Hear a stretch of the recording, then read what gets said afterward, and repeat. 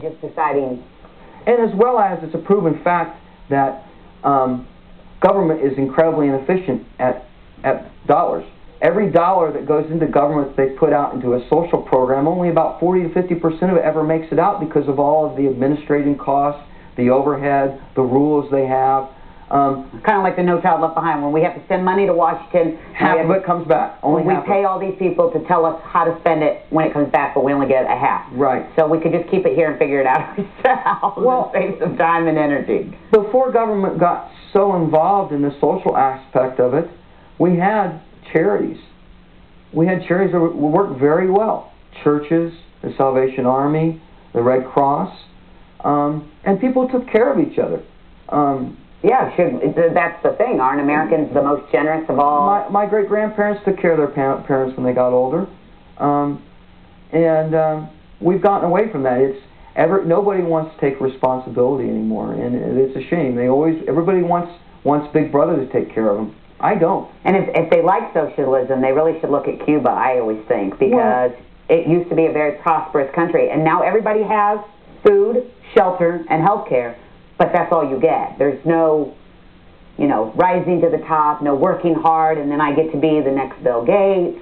Correct. I just get my little brick in the wall, and that's it. Well, part of the fundamentals to me that our country was founded on was that I can do as much or as little as I want as an individual. I can be as much as I want, and through that success, like Bill Gates, the ability for me to rise to my utmost. When you look at the fact that we are looking at probably about half of our incomes for the average middle class going to taxes, and the money you save to retire on, I don't have a retirement program where I work. All my retirement is personally what I can save for the future. In gold and silver. And now it's gold and silver, yes. But anyway, we've kind of got away from that. I did want to make sure that folks know that you can own gold and silver. There's nothing illegal. It was outlawed for a short amount of time. They changed that. Where can I buy gold and silver right now? Okay, in Indiana? You can try pawn shops, but they're usually sold out. A lot of people are buying it. I bought the St. Gaudens. Local coin dealers?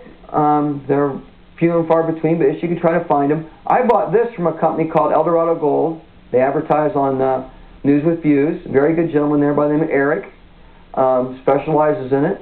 I bought my silver off of eBay. eBay. There's a vendor on eBay called Sun Coins Liquidations. They're out of Missouri. They bought 6 beer kegs. A guy had hoarded silver in over a space of 50 years. Were stuffed full of these, and they sell this by the half pound. I bought some in November that was like $138 a half pound, and last was like $150 a half pound. This here, the Suncoin liquid junk silver they're selling, they don't sort it, which means they've not gone through and checked to see if there's anything really valuable. It's a collector's item. For example, this coin I'm holding up here, is it? He didn't bring his glasses again. I actually need to get new ones. Well, you need to find a store that'll fix your gold and silver to get you glasses, right? I still have fiat. This here is a Morgan dollar. It was in my second batch of silver I bought.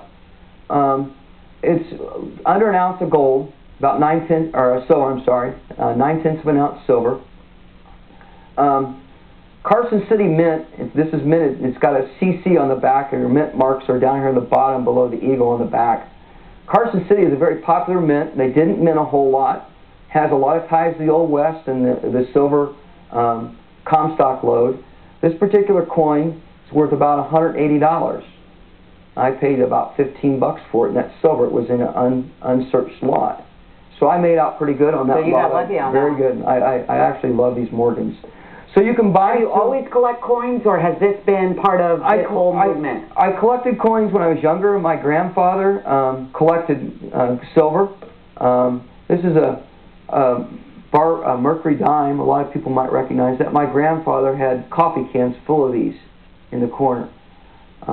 And I really want people to realize, he said one of these is worth $1,300. I mean, just that's the 1 ounce gold. on this table I could almost buy a car. Well, let's see. There's $1,100. There's another $1,100. Actually, about $1,300. See, there's $2,000. There's $250, and these are $110 apiece. Now, this is old gold.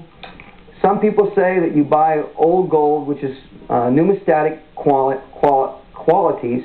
This has very little numismatic, but it has worth because it's old, because the government's never seized it. Now, not only is it our government, but other governments around the world have seized gold when they've gotten hurt.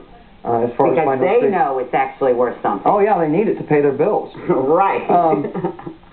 They say that governments never seized numismatic gold, and that's why I kind of bought this. And as we said earlier, we don't even know if there's any gold in Fort Knox. No, and I don't think that will be a problem, because there's not enough gold, silver, or platinum in the world to cover the fiat currencies that are out there in the world right now. Yeah, we should probably do the $1 trillion.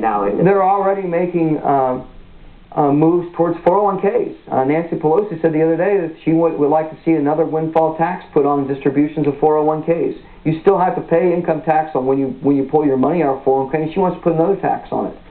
And what a windfall tax is, I was just reading, is when the government taxes something, they actually do nothing and they just get a profit. Correct.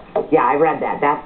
Yeah, so I'm actually pulling some money out of my 401k to put more into gold and silver, because my 401k has no methods of gold and silver. But in 10 years, if you keep doing this, if I keep my money in my 401k and you do this, I'm going to be far ahead. You're going to be so far ahead. Yeah. So then I could actually put my kids through college.